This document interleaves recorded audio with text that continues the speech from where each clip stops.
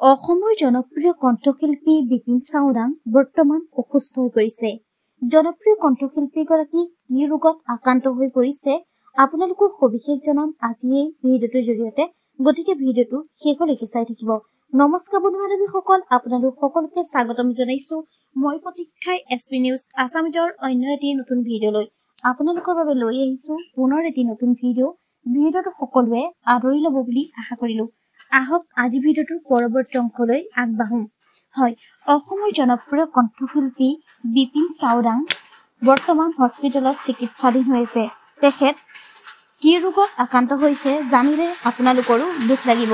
পোনপ্ৰথমে আমি আমাৰ চেনেলৰ তৰফৰ পৰা তেখেতৰ সুস্বাস্থ্য কামনা কৰিলো। হয়, অসমৰ জনপ্ৰিয় কণ্ঠশিল্পী বিপিন চাওডাং বৰ্তমান ডিব্ৰুগড় আদিত্য নাৰ্ছিং হোমত চিকিৎসাধীন হৈ আছে।